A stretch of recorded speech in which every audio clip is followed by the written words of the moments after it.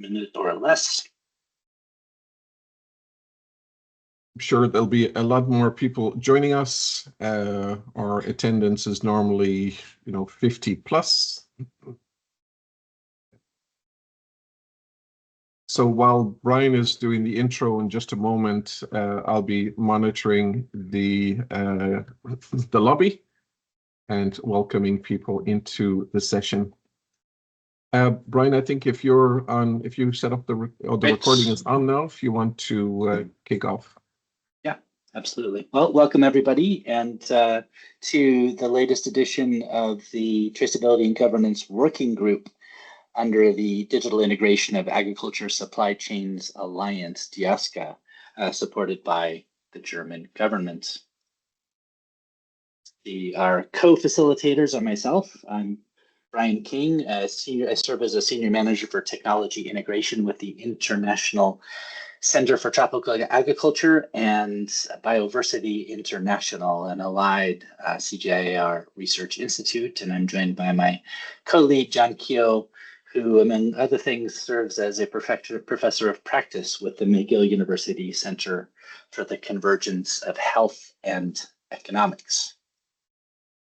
For those who might benefit from the reminder or need the orientation, DIASCA is organized into 3 working groups: traceability and governance, which is us, and one on forest monitoring, which seeks to kind of advance the discipline and application of forest monitoring, and one on living income that seeks to explore how can supply chains be a force for human and economic development outcomes.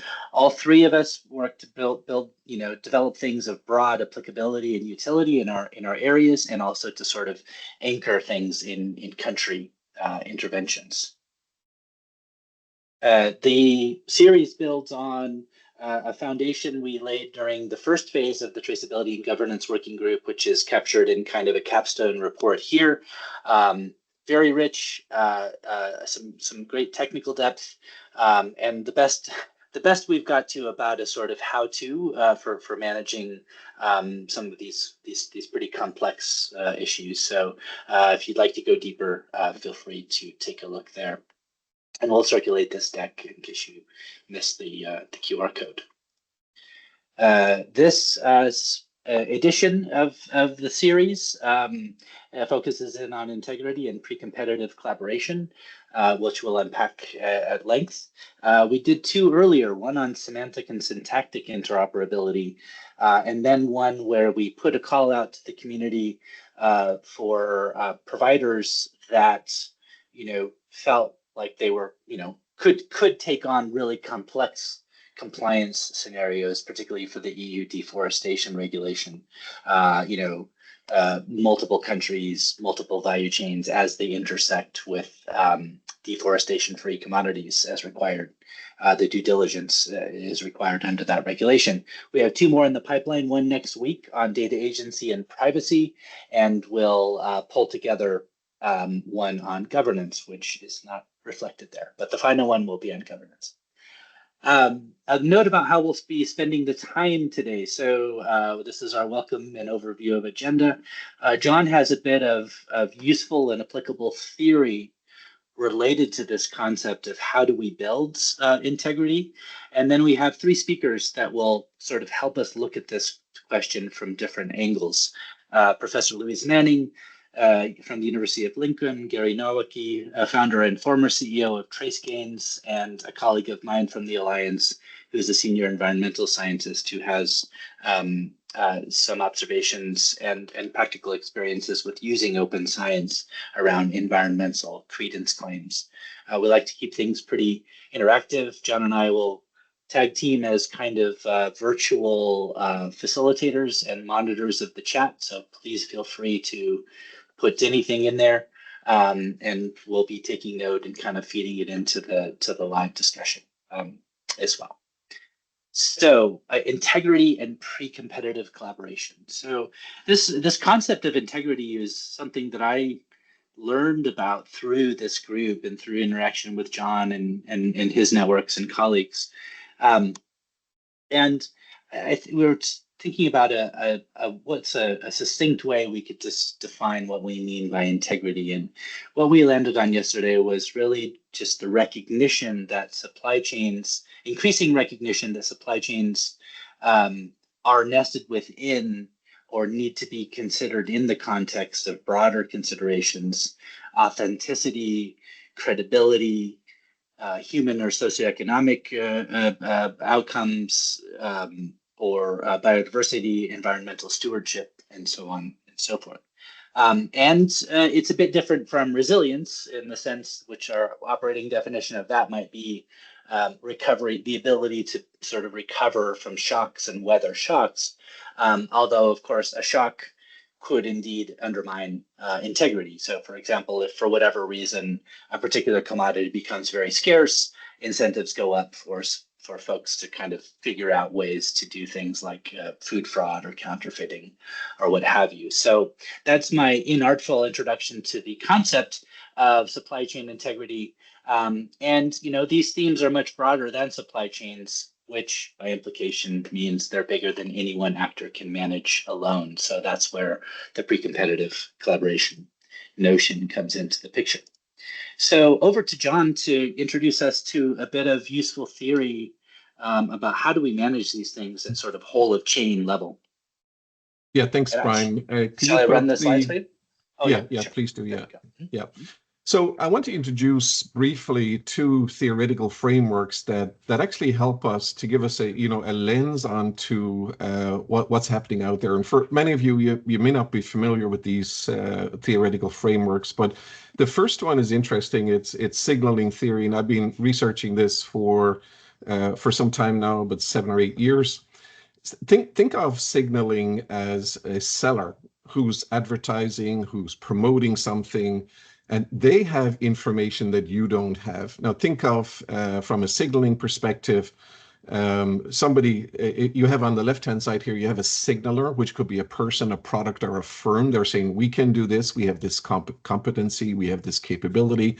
Then they send that signal through marketing. It could be labeling, it could be packaging, it could be claims that they have certifications. And then as the receiver, whether you're a consumer that's buying or whether you're a commercial buyer, you observe and you interpret those signals. And so a lot of the conversation today will be around that. And I'm kind of setting the scene here for Louise Menning, who will talk about integrity at a deeper level. It's about how do we interpret those signals, what we call, again, this theoretical thing, ex ante, which is before you sign the contract, or ex post, after you sign the contract, and then feedback is sent. So think of if you go into a supermarket and you're looking at a particular product and you may see 10 different brands. So what stands out for you and what is the company trying to message to you? So the core of signaling theory is that there is an information asymmetry, but it's the seller that's trying to reduce that information asymmetry through labeling or claims that they actually make. Next one, Brian. So the opposite to that is let's say screening theory, and it's a sort of a counterbalance to signaling. And in this context, where the seller discloses the information in signaling, screening theory is about how the decision makers, which is typically the buyers, will take the proactive steps to uncover hidden information when transparency is limited. And certainly when you're engaging in a new transaction, looking for new suppliers, you may get involved in things like, interviews where you're asking targeted questions. You may do on-site audits. You may set very clear guidelines as to the certifications or specific requirements that they need to have, validating their product and so on. But the notion behind screening theory is the buyer sets up processes where they induce the seller to reveal what's called hidden information or hidden characteristics. And that could pertain to the product, the process, the data, and even the morals and ethics of management. So with that as just a background, again, signaling theory is the seller who's promoting something. Screening theory is the buyer who's validating that. And before I go into too much detail on that, I just want to set that up as a sort of an introduction to what Louise will talk about in just a moment. And Brian, did you put up a third slide? Is there a third one? Put up our Oh yeah, world famous graphic about. So I'm not going to go into this, but I would encourage you to have a look at the report, because in the report, this is our first iteration of how all of these components come together. On the left-hand side, in context of EUDR, we're involved in object and location identity, and we're really authenticating what's out there. This is more the validation process. Traceability in the middle, of course, you track forward, you trace backwards, and then there's the verification component on the right-hand side of all of these claims. We would encourage you to look at the report, look at this framework, and tell us if it's useful or if it's missing any key components. Now, that being said, signaling theory, screening theory, and this framework to try to help stakeholders. With that as a backdrop, I'm now going to pass over to my good friend, Professor Louise Manning, who has some slides. And I really, really love the work that's coming out of Louise is her collaboration with different experts around the world. And it's always a pleasure to have Louise. So Louise, over to you for 15 minutes. Lovely, thank you. Are you going to share my slides, or would you like me to? I don't mind, whichever way. I'll keep running it. That's okay. So if I could if you have no preference, sure. Yeah, that'd be lovely. So if I could. So what I'm going to talk about is integrity and transparency in supply chain certification. If you go to the next slide, that'd be great. So I am going to talk through three main aspects. That is developing trust through integrity and how we develop trust through integrity, key features of a verification ecosystem, and I'm going to explain what I mean by a verification ecosystem, and then think a little bit about what this means to me. So if I could have the next slide. So a lot of my background work is in food supply chains in particular. And one aspect when we started to think about integrity back in 2016 was to try and break it down into areas that businesses could think about when they could start to think about what they meant by integrity. And out of that work arose 4 different types of integrity that I'm just going to spend a few minutes talking about. Product integrity, process integrity, data integrity, and people integrity. And nearly a decade later, these 4 areas have grown and matured, and different academics have been writing about these areas since this first model. So I'm going to try and embrace what was originally intended and how it's evolved. So for example, when I began talking about data integrity, the implementation of artificial intelligence was quite limited in supply chains. Now we face artificial intelligence in all aspects of our lives. If I could have the next slide, please.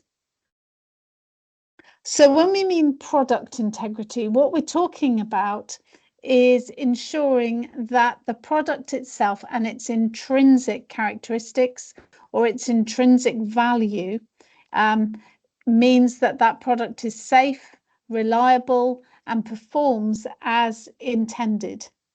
And the way that we can consider aspects of product integrity in the food supply chains would be around food safety, but more widely, it considers quality control, and we may be using individual biomarkers to be able to define species, or even use isotopes to define location if we're looking at claims around where a product has been grown. So that's one aspect, and that has been embedded in business management for a long period of time. The next one is process integrity. And we were talking, John was talking earlier about signalling. Another way of thinking about signalling is intentionally disclosing information. Very often that is in claims around a product and claims about processes that have been used to make that product. So if we think of food, for example, there may be claims around the welfare of the animals and how they've lived their lives, or that the production has been organic. And when if we think of a forestation example, that there are certain areas this product has come from, or certain ways in which the biotextiles have been produced. And much of the work that goes around process integrity is either the seller producing certification or documents that can be verified, or the buyer, if it's a business buyer, going out and verifying in a range of ways. The next area that we can think about is data integrity. And we use data to determine both product and process integrity, but we think about data integrity in a much broader sense. What is the level of accuracy of the data? Is the data consistent? What's the granularity of the data? What does it reflect? Does it reflect 1 kilometer of land? Does it reflect a region that could be thousands and thousands of square kilometers? How much do we trust that data in terms of how it's been collected, how it's been used, and the data or information that is then presented to us?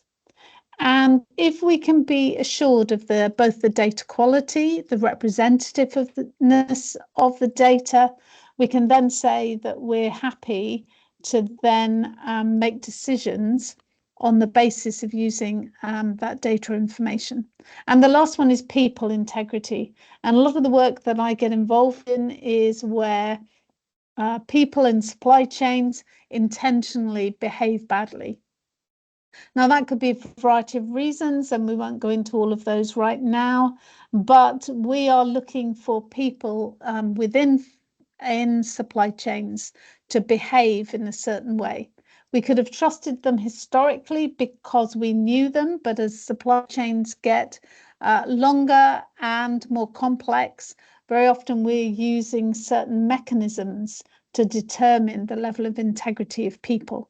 And we bring all of that together into a framework where we are looking to promote trust, accountability, and ethical decision making. If I could have the next slide, please.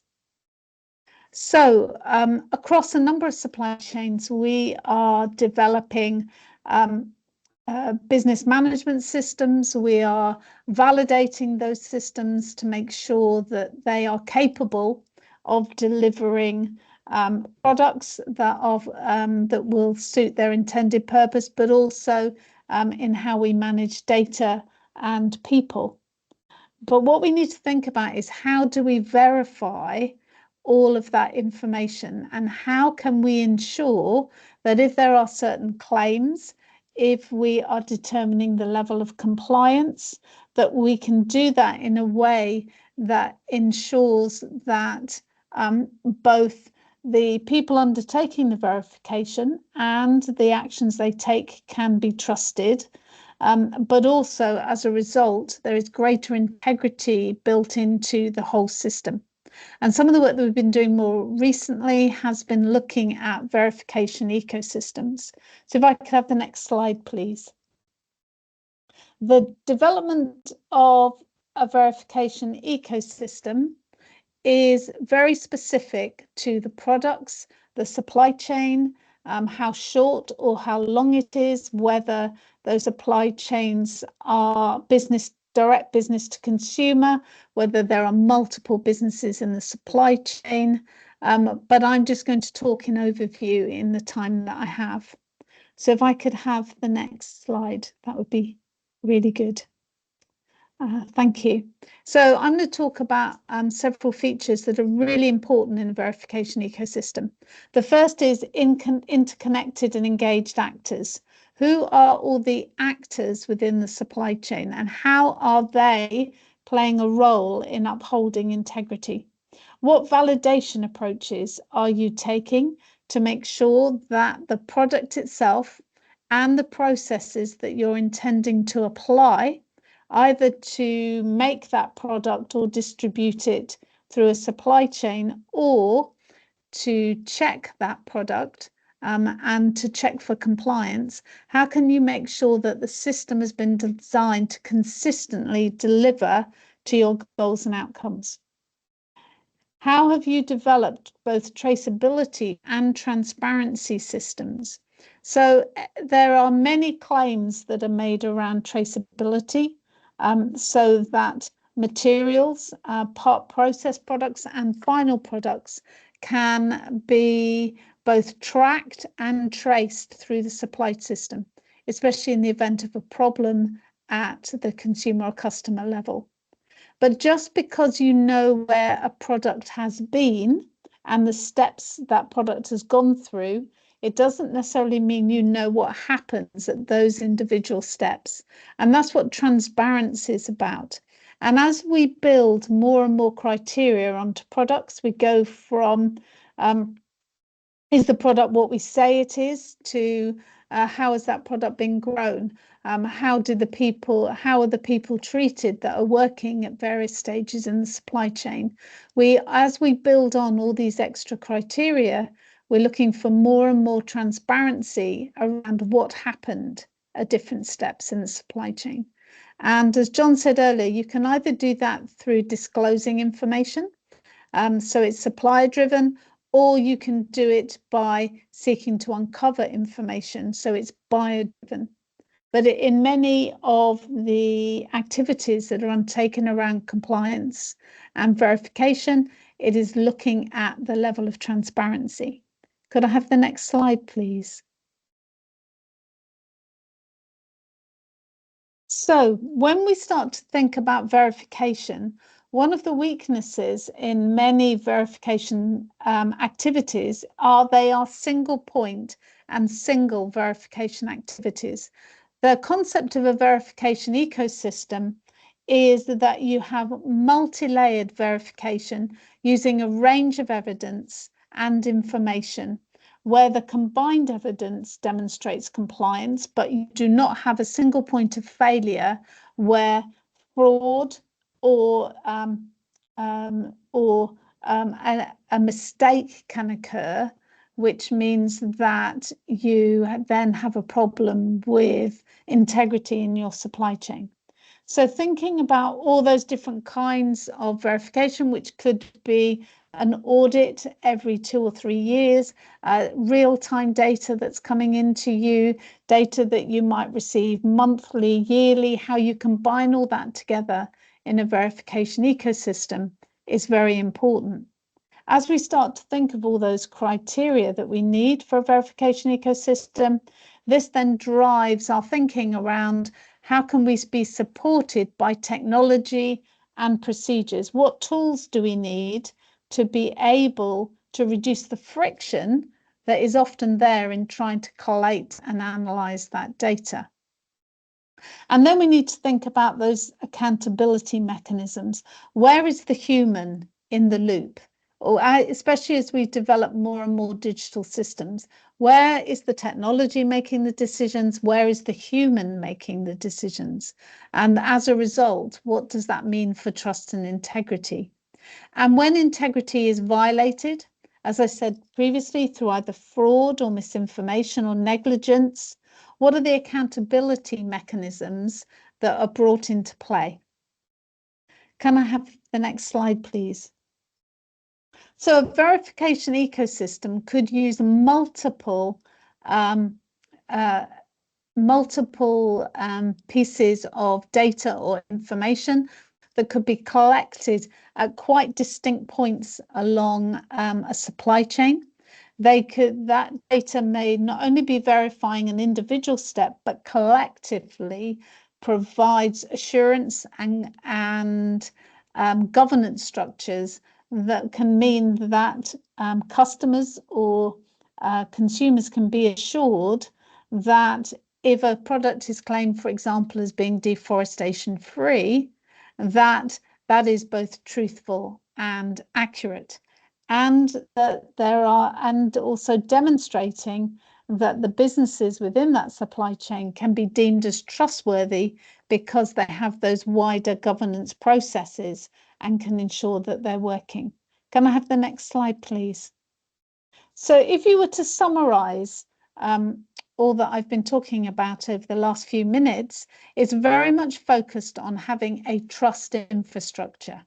And a trust infrastructure for me brings in those aspects of product, process, people and data integrity, but it's how you operationalize that wider concept of integrity at scale. And one of the challenges we find ourselves in is that those aspects of integrity can be very difficult to demonstrate at scale, and when you're receiving data from a whole range of different systems. So if I could have the next slide.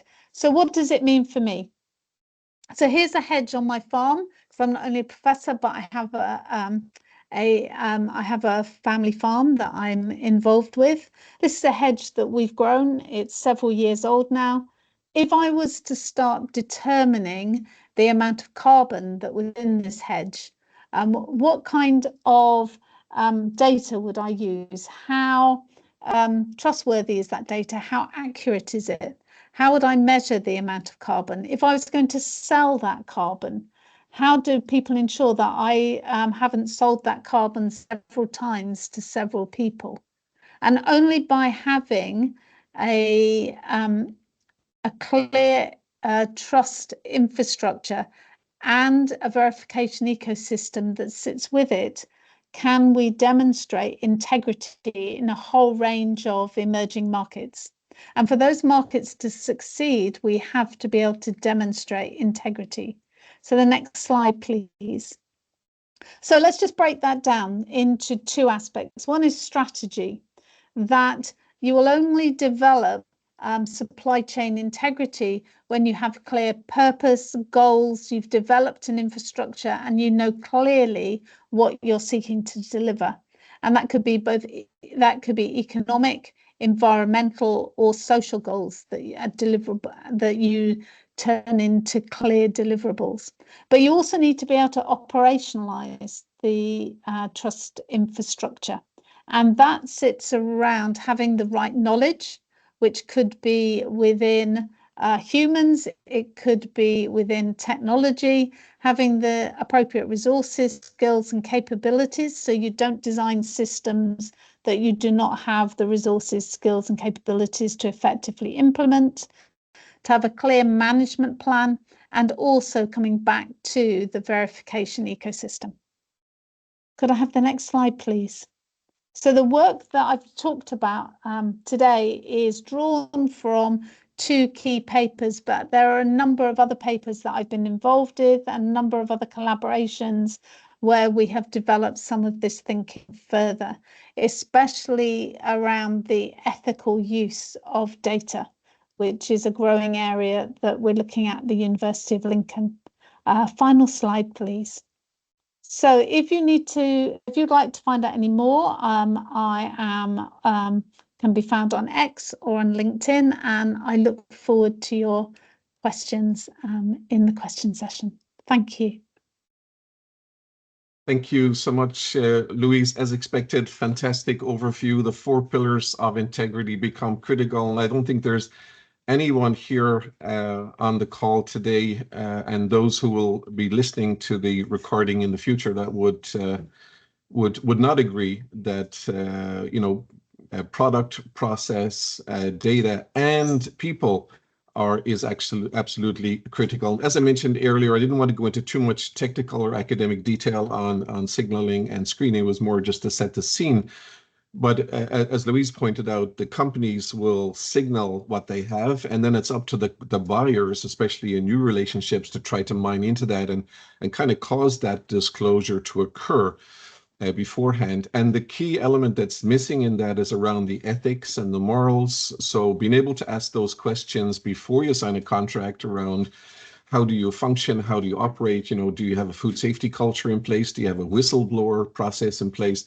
They might be valid components in that supplier evaluation element. So thank you so much, Louise. We'll, if anyone has questions for Louise, please put them in the chat and we'll iterate back and forth on those. So thank you, Louise. We'll rest you now for a few minutes. Gary Nowacki. Gary is a good friend. I know Gary for, I don't know, Gary, 10 years, 12 years or so. But Gary has an amazing journey, an amazing story. Recently retired.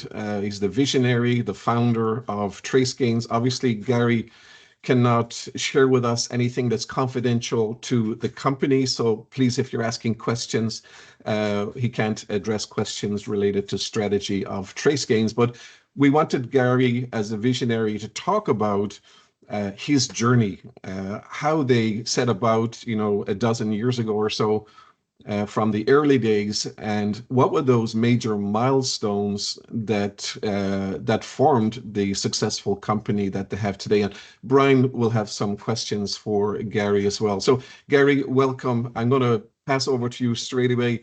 How did you get here? What was that journey like? Yeah, thanks, John, and thanks, Louise. And I think one aspect of the journey, John, was I agree with everything in your framework and the 4 pillars that Louise went through: product, process, data, and people. I would add one additional aspect that I think we found in our journey at TraceGains is the food industry. Any solution needs to be highly cost effective. The food industry is the largest industry on the planet in terms of the number of people it employs, in terms of GDP, but it is also the most highly fragmented, and it is one of the lowest margin industries on the planet. So when there's an application of technology to solve problems, whether it's traceability or EUDR, food safety, et cetera, food companies are not going to buy into it if it's expensive. And if it's custom and it's homegrown, inevitably it's expensive, right? So food companies are looking for something that's effective, out of the box, and cheap. And so as we went on our journey with TraceGains, we started to analyze the food industry and how data moves around the food industry, because well before we had EUDR, ESG, lots of other things, for many decades, food companies have needed data. They've needed data for safety. One simple example is they need to see what allergens are in all the ingredients that a manufacturer or a CPG company would use. Key safety issue. Obviously, you don't want to have a consumer die of anaphylactic shock because you had peanuts in your product and it was not labeled for that. So that data needed to move for countless years. Label claims, simple label claims. Is it kosher? Is it organic? And on and on and on. If I'm, again, a manufacturer or CPG company and I've got 20 ingredients in my product, I have to chase down those 20 suppliers. And then for new product development, for the R&D departments at food companies, I need to collect all this nutrition information, calories, fat, sugar, added sugars, on and on and on. So we looked at that and we stepped back at the early years of TraceGains to answer your question, John, and we said, how are food companies moving this data around today and how have they for decades? And the answer we found was universally what I would call one-to-one pipes of data. So back before we had technology, it was the mail, right? It was snail mail and it was physical documents. A supplier would mail a kosher certificate or whatever, an allergen statement. Then we went into technology, and companies started emailing these documents around. So everything was good, right? No, we still had one-to-one pipes, a highly inefficient way to move this data around. And it was data that was completely obtuse. You couldn't unlock documents that were sitting, thousands of documents that were sitting in somebody's email box. Then the next evolution was a lot of large companies, CPG companies, they made their own portals, single-use portals. So a very large food company would say, hey, we're sick of these problems with data. All of our suppliers are going to log on to our portal. And these proliferated in the early 2000s. And this actually made the situation worse, because I've talked to ingredient suppliers who've said, Gary, you're not going to believe it. I have to log on to 100 different portals, and I have to upload all the same damn information 100 times. And so a critical moment in our journey, John, was we looked at this inefficiency. And in many cases, suppliers just gave up and became non-responsive and said, to heck with you customers, you're all demanding this information. I'm in a low margin business. I can't hire an army to log on to all these single-use portals and send all these emails. So I'm just going to be non-responsive. And that's the dirty little secret. Even today in the food industry, is a lot of these suppliers just don't even send the information. They don't bother. And a lot of companies don't bother to collect it.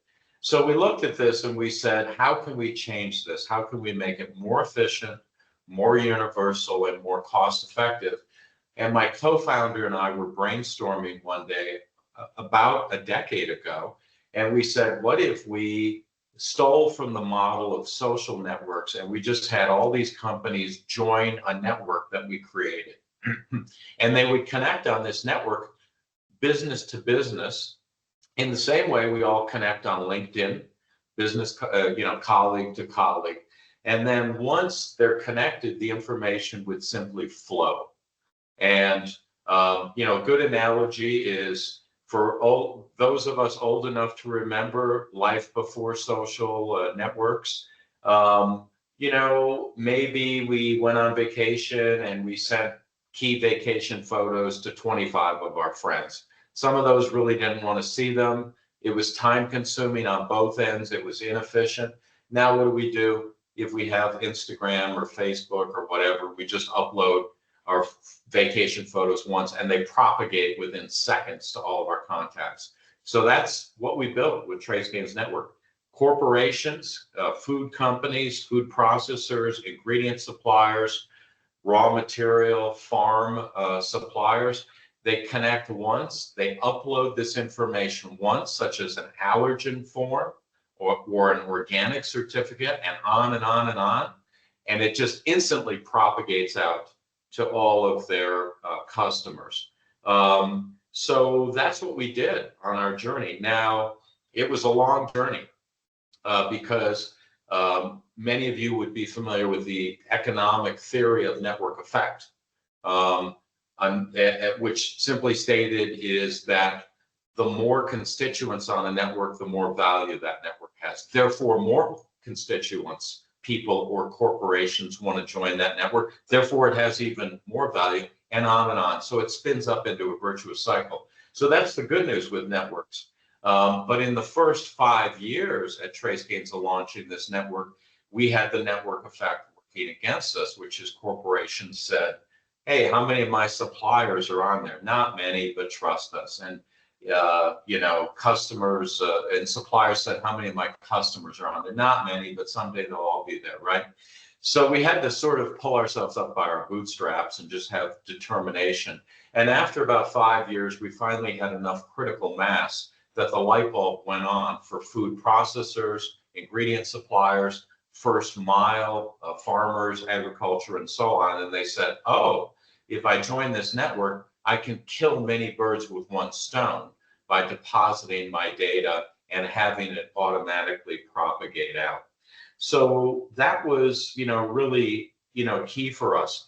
One of the things we studied, John, was other supply chains. We said, you know, we're the first to create a network for the food industry. Why haven't other people done it? And has it been done successfully in other supply chains? An example where it has been done successfully is automotive. Back in the 90s, here in the United States, we had at the time the big three, General Motors, Ford, and Chrysler. And even though they were competitors, they sat down and they agreed to a series of data standards, which emerged into EDI, electronic data interchange. They agreed on standards for all sorts of things like advanced shipping notices and so on and so forth. And that has made that whole industry run more cost effectively and more smoothly. So why did the food industry not go that way 30 years ago?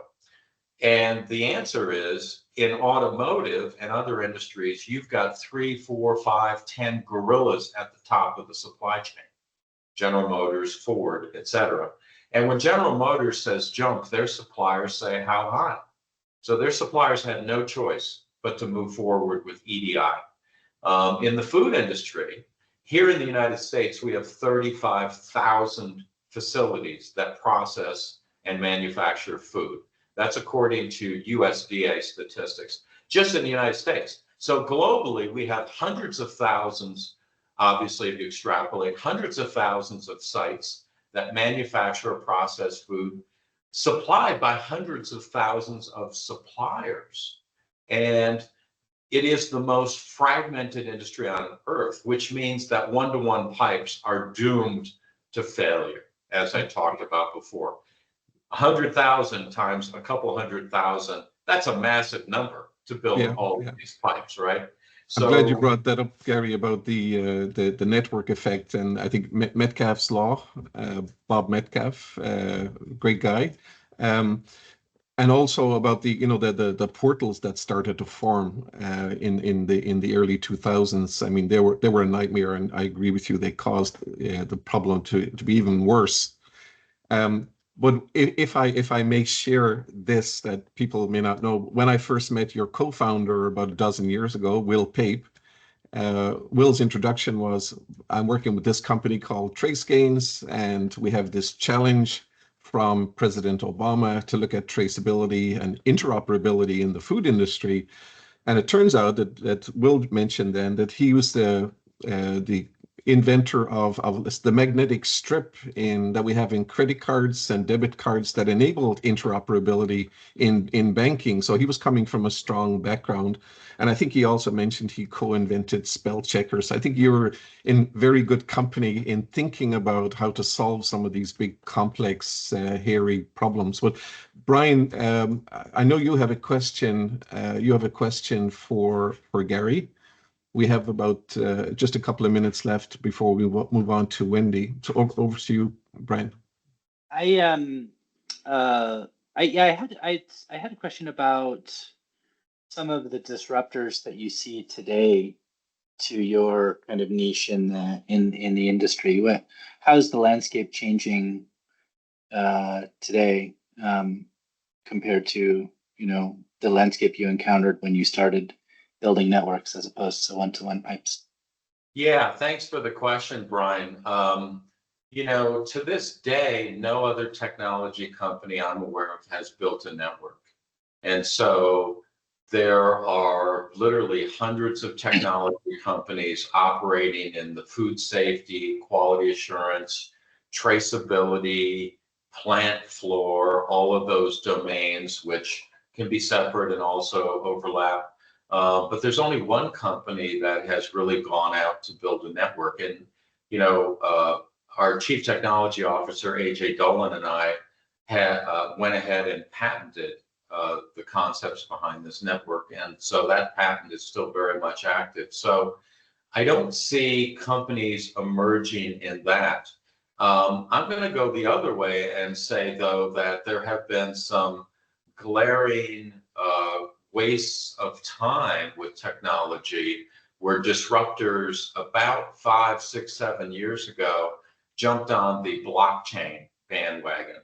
And if you look at all of the sort of froth and hubris around blockchain 6, 7, 8 years ago, led by companies like IBM, Walmart, consumer packaged good companies, a couple of very, very big ones. It just all faded because blockchain turned out to be terrible technology to accomplish these issues.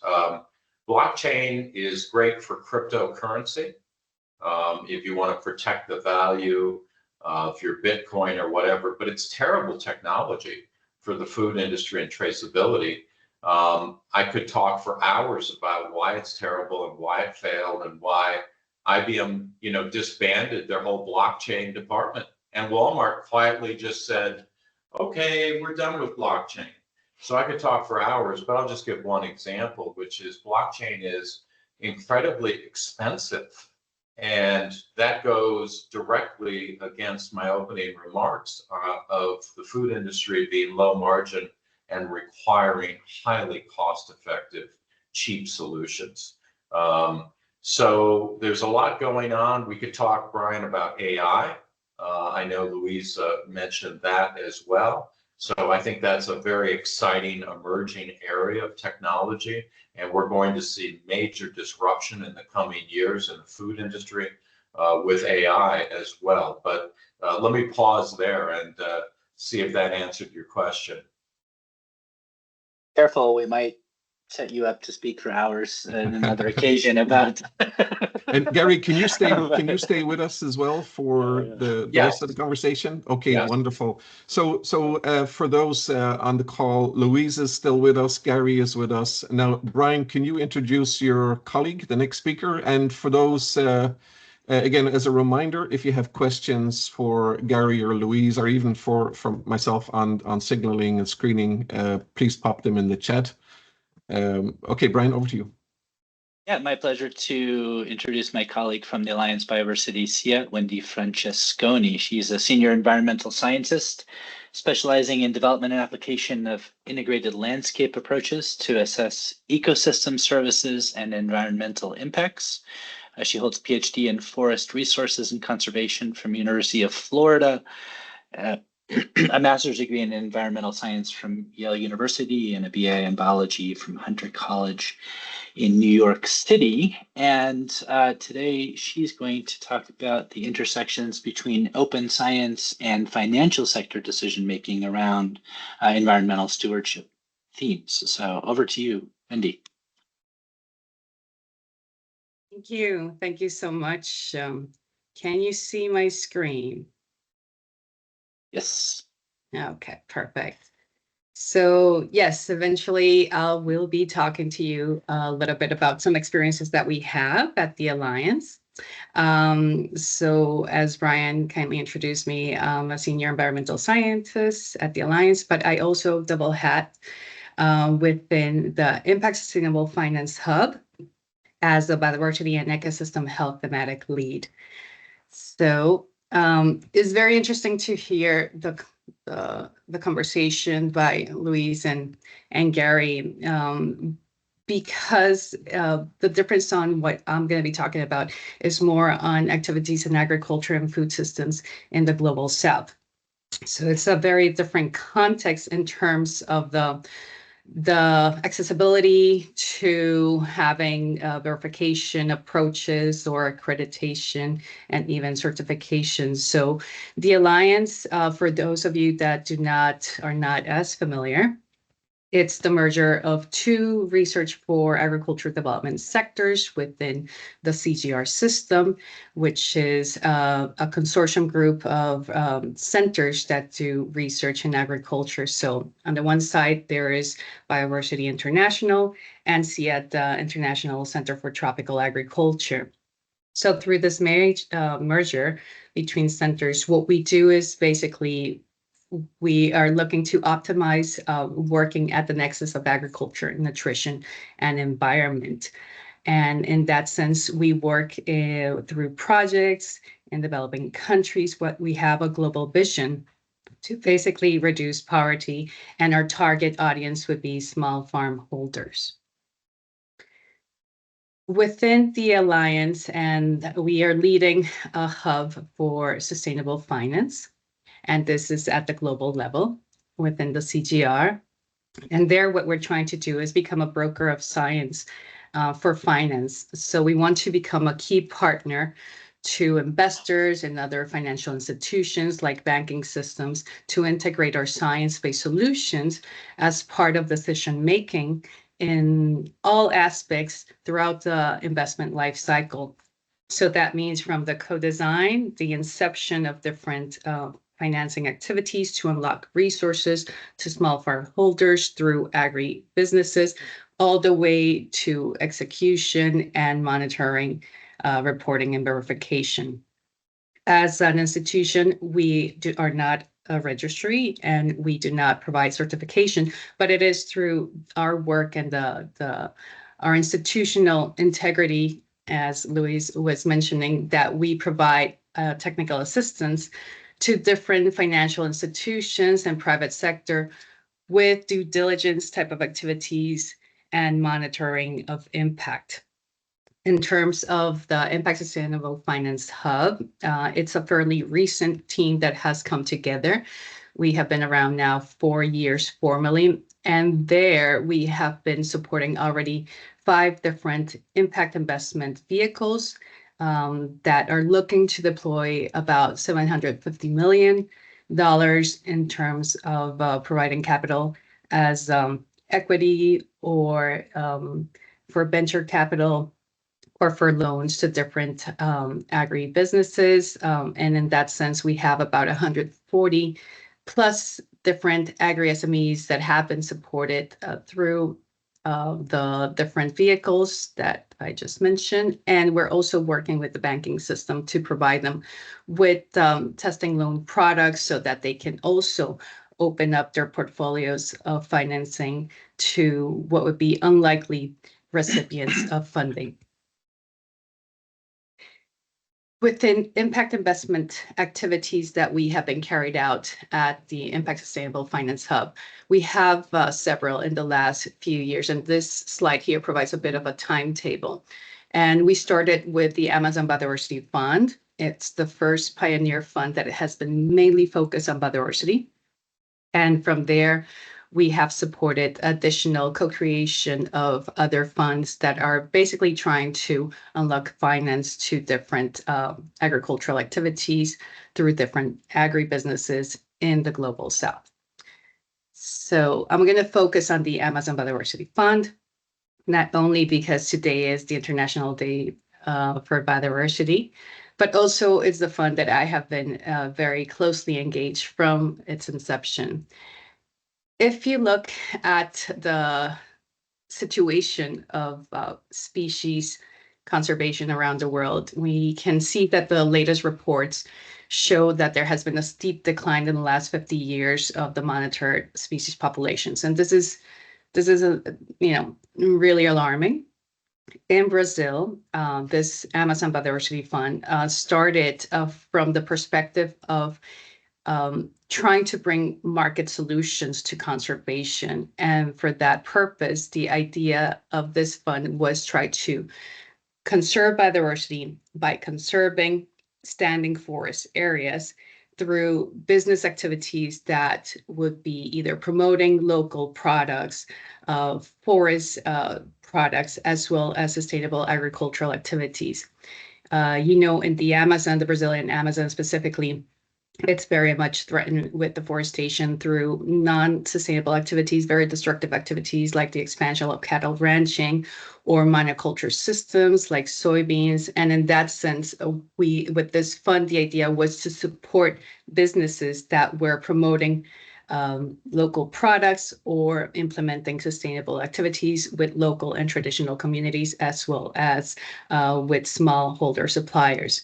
So we have been involved in this fund from the beginning, but also with post-investment activities. And that is where we're going to be focusing a little bit more on how we're providing support with the assessment of different environmental KPIs for this fund. because the fund is one, and it's the first one out there that has a focus on biodiversity conservation. So the idea was, well, secondary data on biodiversity would not be sufficient for us to provide a robust methodology that would be looking at biodiversity. Then we needed to think a little bit outside the box, because if you look at a satellite image that describes a forest, a canopy of a forest area, we may assume that, okay, that area is providing habitat to local species, native species, but it's not always the case. There is the empty syndrome phenomena where you may be having a lack of key predators or seed dispersers or any other kind of keystone species that over time that's going to lead to the slow degradation of those forest habitats and ultimately the depletion of biodiversity in the Amazon rainforest and the biome and the landscapes as well. So satellite imagery provides a way of verification. For example, the EUDR, certainly it's very much focused on developing instruments that are trying to mitigate deforestation activities, but satellite imagery does not provide the whole picture. So for that purpose, we developed for this specific fund a methodology that we're calling TerraBiome, that it's combining, yes, satellite imagery is valuable and provides key information, but also combining that and integrating that with on the ground data that are being collected on biodiversity inventories. We're using methodologies that are innovative for biodiversity tracking, using basically environmental DNA, where you collect soil samples in this case to provide a list of species that are present. And in that way, we're monitoring the interventions that are being funded through this fund that are sustainable and tracking them over time. Now, something specific about this fund is that as it is a biodiversity fund and impacts on biodiversity take a long time, this is a long-term fund. We're talking about 10 plus 1 or plus 2 years of investment for the term of the fund itself. And within that period of time, we're not only generating baseline information on biodiversity and other environmental KPIs, but then tracking that over time all the way to fruition of the fund itself, providing us the opportunity to see any positive impacts to biodiversity changes. So this approach, it needs to be cost effective, right? As Gary was mentioning, because collecting data on the ground is expensive. You have to travel, you have to have expertise. And basically the strategy that we developed through this framework is the most cost efficient as possible and also applicable to a variety of different agricultural activities within the fund portfolio. So here are an example of 5 businesses that the fund has been supporting. We're talking about shaded cocoa all the way to non-conventional plant systems, shaded coffee, silvopasture type of activities for nut production and oil production, as well as just plain restoration activities with within a carbon project type of approach. So it has to be solutions that are applicable to the context in which they're applied. In terms of the how to monitor and provide metrics that then respond to the different thematic areas, environmental thematic areas that this fund is looking to impact.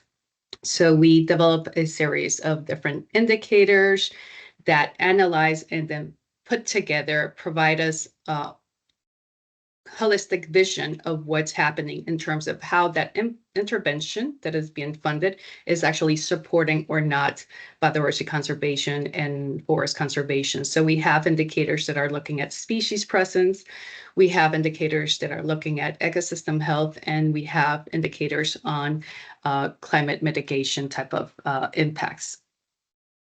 Just to give you a little bit of a visual of what one of those funds look like. So this is Horta da Terra. This is a business that is promoting native plants that are non-conventional in the market. They have a really interesting business model because what they do is they produce these plants in their farm through a very environmentally friendly agroforestry system that is called a syntropic system, where you don't add synthetic pesticides or fertilizers, and you have this multi-strata type of, forest-like type of production system. And what they do there is that they collect the leaves, the flowers of the different plants that they're producing of interest. They freeze dry them and then sell them to different niche markets for gastronomic purposes or nutritional type of business buyers and clients. So it's very nice how you see that these type of land use systems are certainly looked much better than a monoculture system, than a pasture system in the Brazilian Amazon. At the same time, it's never going to replace the forest. So the idea for this fund, and it has been very challenging because biodiversity, unlike carbon, where everybody agrees, okay, carbon, you measure it through carbon equivalencies and it's standardized and there's an understanding of how to do it. Biodiversity is a couple of steps behind that. Certainly with last year's COP and which finalized this year with an agreement to commit funding of 200 billion into biodiversity conservation, there's a lot more interest in looking at how to measure biodiversity from the perspective of impacts, from the perspective of basically developing biodiversity credits and standardizing approaches. But at the time when this fund had been signed, there was nothing such like that. So in terms of targets, it has been very difficult to set targets for the different business models, but what we want to see is positive gains nonetheless. So as these, type of business activities are land uses that are compared to a monoculture system or a pasture, they are providing habitat for a larger number of local species, biodiversity, they are already having a positive impact. So it's a net positive for these type of businesses and for the fund. In the application of this approach for this fund, just like a MRB system, there is a process of engagement, of committing to share information, of logistics that need to be planned, of training of technical staff, because again, with the intention of being cost effective, the idea is for the businesses themselves to contribute in the data collection and then ultimately to have a process that is very much participatory. And that's wrapped up in a report, both that is submitted at the deal level and at the fund level, but also for investors to see the impact that their investments have had in terms of biodiversity and the environmental KPIs. So it's reporting both at the deal level and then aggregating and harmonizing that information at the deal level. Just to wrap it up very quickly. So, within the Alliance and within the Impact Sustainable Finance Hub, we want to provide information that is for decision making. So that could be to mitigate risk for decision making for where to do your investments, where to allocate and deploy funding, but also when it is not necessarily an ideal type of situation, how to mitigate potential risks, right? So we also provide recommendations in terms of what type of practices, climate smart agricultural activities, or others that would be tailored to that specific context and that specific deal. So we can provide tools that can help estimate that risk pre-investment, but then also approaches that are post-investment with data collection in the field that it's much more robust in terms of estimating impacts, but obviously it's a bit more arduous and more costly. But the idea is to provide options that could be available and applicable to different kinds of situations. And to wrap it up, so there's many types of certification options and registries at the moment, and I think there is certainly a space for all of them in terms of potential needs and demands that different agribusinesses may have. But where we are focused is how to unlock and compensate small farm holders for the good practices that they're engaging in, that being carbon, biodiversity, water, gender aspects. And in that sense, it's a much more tricky situation, because to bring certification to these type of communities, it's costly, it takes time, and certainly in cases where they're disenfranchised, it's not maybe applicable.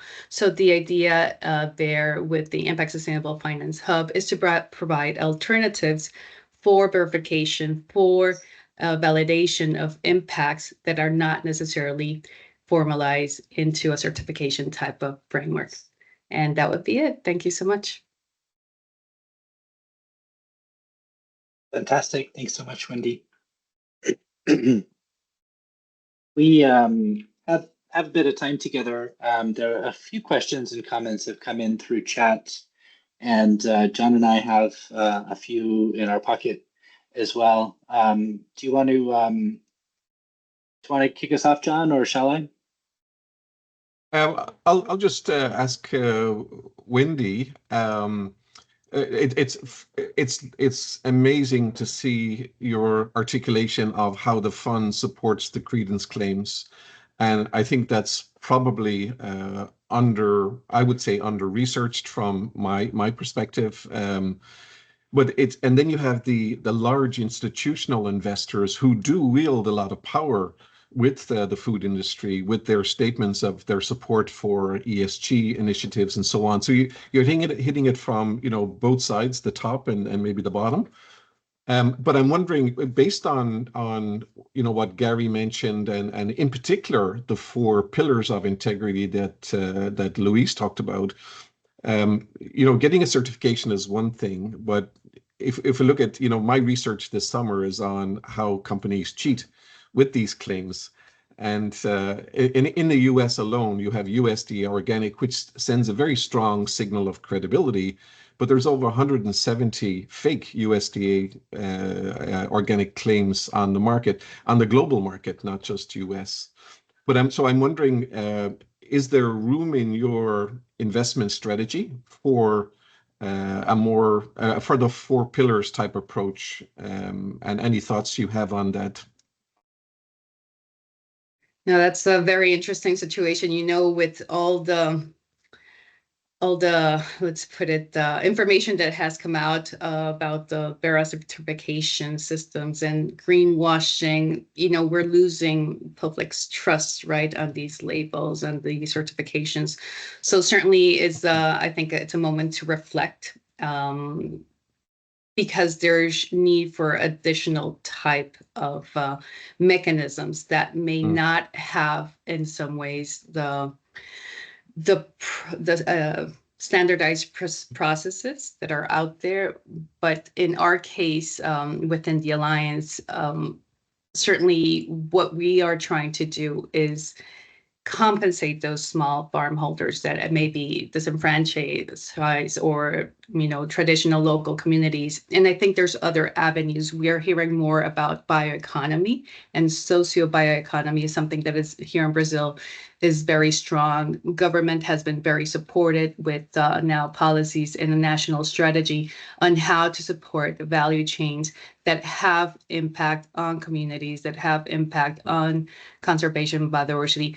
So I do think that is with these kind of cheaters that you're talking about, is a time of reflection and to make improvements, be in the standard processes that are out there, to looking for outside the box type of solutions as well. And I think something that Gary actually was alluding to, I wanted to ask him a little bit more about the blockchain approaches and his opinion behind, maybe if it's a moment to rethink of those types of models, because certainly they have been useful in some aspects, but it would be nice to elaborate on those problems that have been found, because with AI, with blockchain, with crypto coins, maybe it's a moment to rethink how we can develop digital solutions very much within the realm of Brian, so that, farmers that now they're much more in tune with technology can And some, in many cases now, they have a banking account and they actually have financial literacy,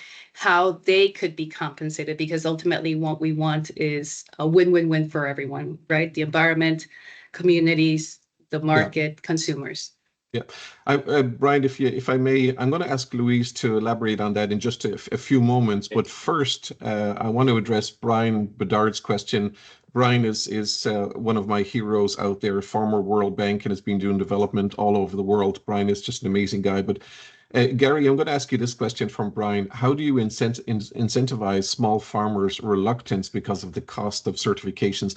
And I'm going to preface this, Gary, and I apologize for this, but Gary tells a story of a dozen or so years ago when he went to a farmer, a rancher, and he was talking about a solution, technology solution, and the farmer comes out of his barn with a biscuit tin with cash inside and said, how much will the solution cost? So there's always been sensitivity to the actual cost of solutions. You touched on this briefly, Gary, but can you address that question that Brian is asking? How do you incentivize the small farmers because of the reluctance of cost, not only of the technology, but also certifications? Yeah, I think it's a great question, and it's a real challenge. At Trace Gains, one of the best ways we found to incentivize small farmers to join our network was to make it free, and to basically say, look, as long as you have a smartphone and an internet connection, you can get on here. Even if you're a small farmer, you've got a PC at home where, you keep your books or you do your emails. So all you've got to do is join this network for free and then upload your documents, such as a simple example, if I'm an organic farmer, upload your organic certificate once, and it will go out to all of the customers that you sell to. So we found the best way to deal with small farmers was free. Yeah, thank you, Gary. So, Louise, going back to comments from Wendy. I'm sorry, there was an Air Force jet flying over my house there, so if you heard noise, I do apologize for that.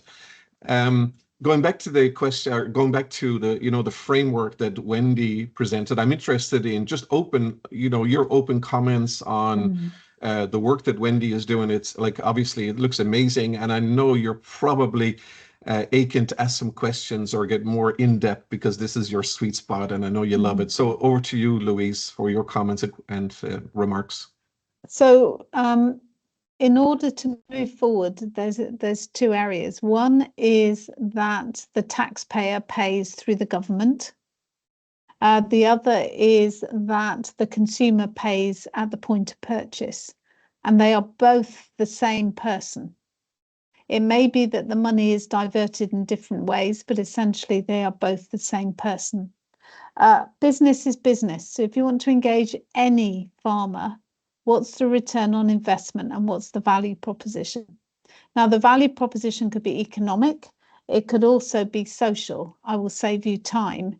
You will not require as much labor, whatever. So if you're going to have any farmers or indeed any communities engaging, return on investment, and investment goes much wider than money, and the value proposition. The challenge is, in many of the schemes, I'm not talking about Wendy's scheme in particular because I really liked your presentation, is the value proposition is directed not at the farmers, but at the large transnational corporation. So when the farmers are asked to get involved, the communication is about the value proposition for the transnational corporation, not for the farmers themselves. And what's really interesting for me is what value does the farmer derive? What actionable insights is the farmer getting from being part of this scheme or investing their time? And it's really important that we consider that there are multiple actors, and they can have different and often quite conflicting value propositions they're looking for. But if we can reach consensus and we can co-create these systems together And I'd be really interested to find out how Wendy had used co-creation in some of her approaches. We stand a better chance of having mutual benefit or benefit for a range of actors. Great, thank you so much, Louise. Brian, over to you. Your questions. I've got one question. So we spent 90 minutes a few weeks ago looking at semantic and syntactic interoperability, and also kind of technical and organizational interoperability to some degree in supply chains, value chains. And one technology that seems like it might be relevant here is knowledge graphs, and particularly sort of semantically rich knowledge graphs, where knowledge graphs are conceptual maps that just sort of show connections between concepts. If they're semantically rich, the concepts themselves have a bit more sort of weight of meaning behind them. They're not, they're sort of better than an autocomplete machine for text, and that there's a bit of embedded meaning. And so it seemed to me when we were talking about some of these relationships on the call today that it seems like a knowledge graph might serve as a nice kind of overlay where these kind of center and edge relationships that exist in the chains could be sort of mapped to center and edge relationships between concepts, and that and so, but you all are well steeped in this world around getting the right meaning and evidence to where it needs to go, being able to converge and compare and contrast against evidence. And so I wanted to just hear your impressions about if it seems like knowledge graphs are a meaningful technology for this. And if so, is it well advanced and adopted, or is it something that as a community we can to contribute to? Does that make sense? Whoever feels moved to speak to it. Yeah. I'm happy to respond, Yeah. but slightly more widely. Many of the systems we see are developed by highly numerate, highly literate people that have great levels of digital skills. And they then ask communities that may not be highly literate, may not be highly numerate, to implement them. What's really interesting for me, and if once those systems are set up, it then excludes communities. So what's really interesting to me is the use of bioacoustics, the use of computer vision, where communities can provide their data, and it can be geolocated in terms of pictures, in terms of sound recordings. So even on my own farm, I use the Merlin app and the iNaturalist app to geolocate biodiversity on my farm. We're just about to put bioacoustics monitors on my farm. Now, in many parts of the world, that's not possible, but if they had an app or a community leader had an app on their phone, they could record all of this data. So I think it's really important that we think very widely around the type of data we can use, especially with the advent of artificial intelligence, because otherwise we create, often unintentionally, it's systems that exclude others. Absolutely agreed. And it's what and then this next layer challenge is accommodating things like sort of citizen science approaches and different types of sensor technologies. Then the question becomes, how do we mobilize the right evidence for the right problem in the right context around things like this, and manage the interface in the ways that you're describing? That obviously there are many ways of interacting with technology, as there are humans in the world, at least. That's why I think a verification ecosystem is important, because you don't have to have the same level of certainty with all of the data. Bringing all of the data together creates an overall holistic picture. There may be some data you've got high levels of granularity, high levels of accuracy, but it's in bringing all of that data together you get a much bigger picture, better and richer picture. I think on Brian Bedard has just further elaborated on the challenges, and I worked with Brian in Vietnam, and back to Gary's point earlier about the overhyping of blockchain solutions. After I did a briefing in Ho Chi Minh City, this farmer came over to me and said, "I want blockchain," and I said, "Why?" And she said, "Well, you said it can enhance transparency and build trust." And I said, "Yeah, but in context," I said, "What do you want to do with it?" She said, "Well, I want to eliminate all of the food safety requirements and the audits on the farm, because if I'm on blockchain, then overseas companies will buy my products." And I said, stop. Let's recalibrate the discussion. That's not what it's for.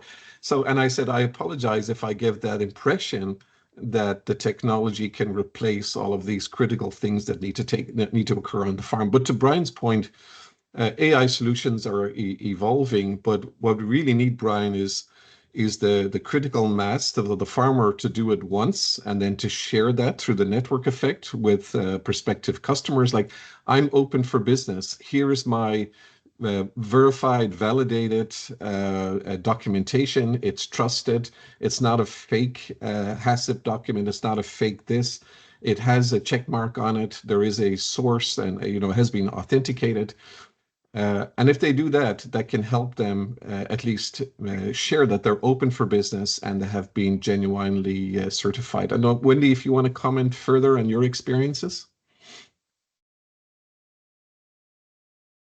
Thank you. No, I think I want to hear from Gary, actually, on your comment right there. John, in terms of blockchain in general or cost issues, where's your question? In what area?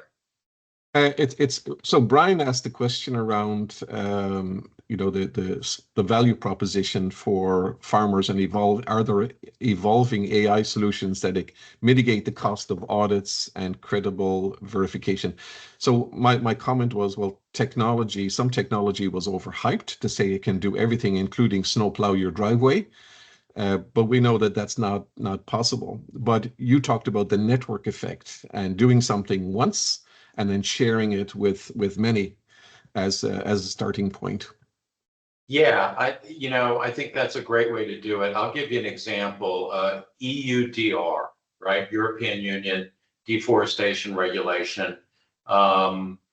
This is going to put tremendous pressure all the way up to retailers.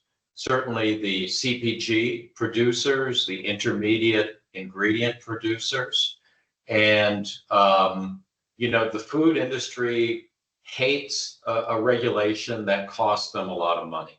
Mm. Here in the United States, we had something called FSMA 204 issued several years ago, and the food industry rallied around FSMA 204 by hiring a lot of lobbyists in Washington, D.C. to kill it or to push it backward. And they have succeeded. FSMA 204 has been pushed backward.